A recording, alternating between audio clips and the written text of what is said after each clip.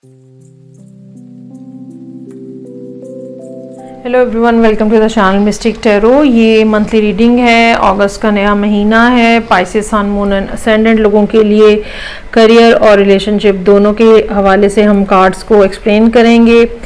तमाम रीडिंग्स जो मैं यूट्यूब पे अपलोड करती हूँ वो जनरल रीडिंग्स होती हैं। हो सकता है कि वो आपसे पार्शली रेजोनेट करें, हो सकता है कि थोड़ा ज़रा ज़्यादा कर लें या बिल्कुल ही ना करें। तो जितना यहाँ पे आपकी रेजोनेंस है उतना देखें, और अगर आपको ज़रूरत महसूस होती है तो आप पर्सनल रीडिंग के लिए दिए गए नंबर के ऊपर कांटेक्ट कर सकते हैं। रीडिंग को लाइक करना, चैनल को सब्सक्राइब करना मत भूलिएगा। तो सबसे पहले हम रिलेशनशिप के हवाले से देखते हैं। बड़ी क्लियर सी एक स्टोरी है और बहुत फ्लो है इसके अंदर। और ये ऐसा है कि तकरीबन आप ये समझ लें कि 6 से 8 महीने पुरानी बात हो सकती है जब कोई आपका रोमांस शुरू हुआ हो। और ये एक ऐसी रोमांटिक सिचुएशन है जिसको आपने बहुत ज़्यादा एंजॉय किया है, और शायद पिछले कुछ अरसे में आपने इसको बहुत ज़्यादा फ्लरिश होते हुए देखा है, और आपके लिए ये बहुत ज़्यादा खूबसूरत एक एक्सपीरियंस था, और आपकी बहुत ज़्यादा डिज़ायर जो है वो इससे पूरी हुई है। जिस तरह का आप चाहते थे बस वही सब कुछ था। लेकिन अब जबकि अगस्त स्टार्ट हो रहा है तो चीज़ें जो हैं एक फुल सर्कल के ऊपर आ रही हैं। फुल सर्कल का क्या मतलब होता है कि कुछ ना कुछ प्रोसेसेस जो हैं वो कंप्लीट हो रहे हैं, रिलेशनशिप कुछ ना कुछ कंप्लीट हो रहे हैं, और आपको ये लग रहा है कि अब मामलात जो हैं वो ओवर होने लगे हैं या ओवर हो गए हैं। ये रिलेशनशिप जो है या तो ये ख़त्म होने लगा है या ख़त्म हो रहा है।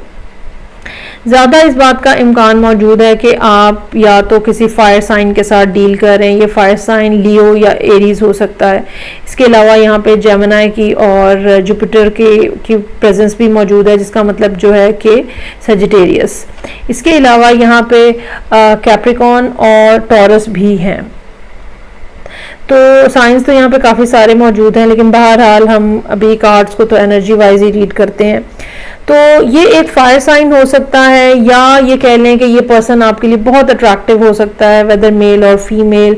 बहुत ज़्यादा चार्मिंग किस्म की पर्सनैलिटी हो सकती है, बड़े मुनासिब से स्ट्रक्चर वाले लोग हो सकते हैं, चाहे मेल है चाहे फीमेल है।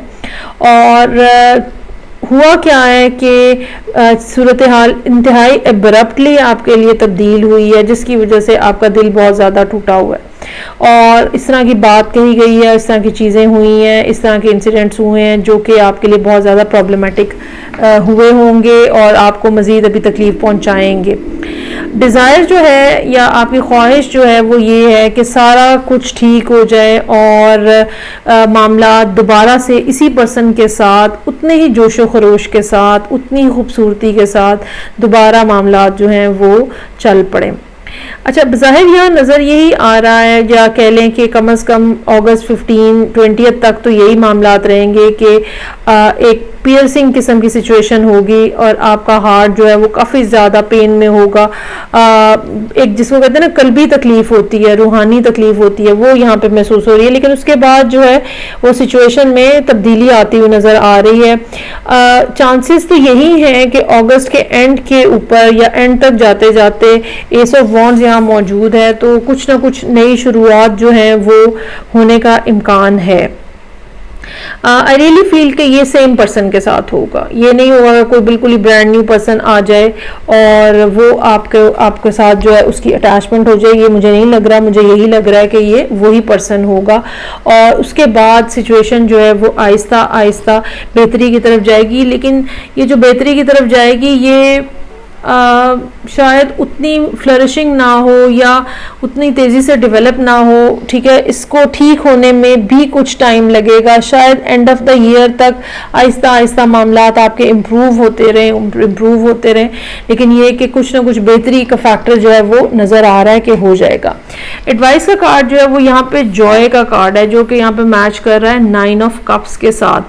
तो खुशी की बात तो यकीनन होगी जब ये पर्सन आपकी तरफ वापस मुड़ के आएगा, और कोई ना कोई, अच्छा ये भी हो सकता है कि खुश होने के लिए कोई ना कोई रीज़न क्रिएट हो जाए, कोई ना कोई इवेंट इस किस्म का हो जाए, और ये भी हो सकता है कि वापसी इस पर्सन की जो है वो आपके लिए बहुत बड़ा एक सोर्स ऑफ हैप्पीनेस बन जाए।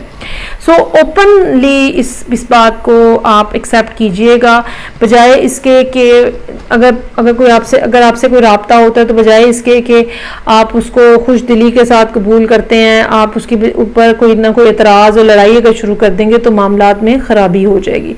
तो ओपनली उस पर्सन को एक्सेप्ट करें और वेलकम करें, और इस बात को मानें कि अगर कोई मसला था, कोई प्रॉब्लम था, तो वो अब काफ़ी हद तक सॉर्ट आउट हो गया है। जहाँ तक करियर के हवाले से सिचुएशन है मौजूद, ये भी, यहाँ पर भी आपकी एक चॉइस नज़र आती है जिसको आपने एक्सरसाइज किया है पिछले कुछ अरसे में, और उसके बाद बड़ा सक्सेसफुली आप आगे बढ़ते रहे हैं। अब जो सिचुएशन है, या तो ये हो सकता है कि कोई मामलात आपके मुल्क से बाहर हैं, ठीक है, अपने एरिया से बाहर हैं, जिनके साथ आपको डील करना है। ये भी हो सकता है कि किसी एक बड़ी कंपनी के साथ आपका रिलेशनशिप ओवर हो रहा हो और मामलात आपके उनके साथ वाइंड अप हो रहे हो, ठीक है, और ये चीज़ जो है जाहिर बात है ये अगर एक आपका अच्छा क्लाइंट है और वो आपके इसमें से निकल रहा है सर्कल में से, तो ये एक बहुत ज़्यादा तकलीफ दे बात होगी विदाउट अ डाउट। अच्छा, यहाँ पे ना आपके जहन में कोई पर्सन हो सकता है कि जो आपको कोई नया आइडिया, कोई अच्छी बात, कोई कैसे इम्प्रूव किया जाए वो दे सकता है, और मुझे लगता है कि इस लिहाज से आप खुशकिस्मत रहेंगे कि आपको कोई ना कोई नया आइडिया कि कैसे इस चीज़ से रिकवरी की जाए, कैसे इस चीज़ से बाहर आया जाए, वो आपको मिलता हुआ नज़र आ रहा है। अच्छा, यहाँ पे जो एडवाइस का कार्ड है, रिवर और मूवमेंट के कीवर्ड्स यहाँ पे दिए गए हैं। चाहे आपकी पेस स्लो हो जाए, चाहे आपके कस्टमर्स, क्लाइंट्स, ठीक है, आपके प्रोजेक्ट्स, हर चीज़ स्लो हो जाए, कोई भी रीज़न हो सकती है।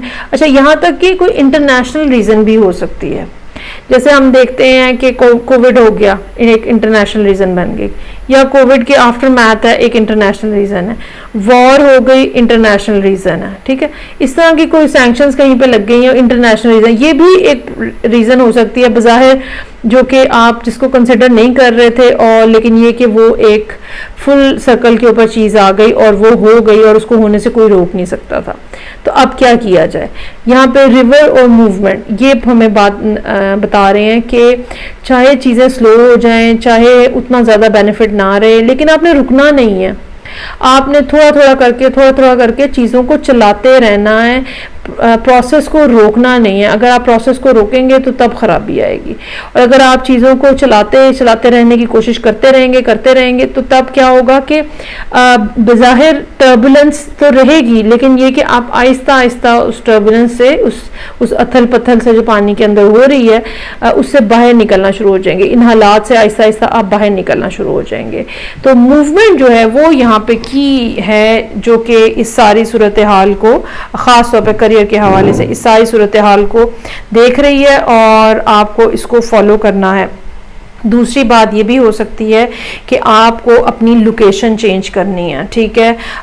यहाँ पे 6 ऑफ सोर्ड्स मौजूद है बॉटम ऑफ द डेक, और व्हील ऑफ फॉर्चून भी है।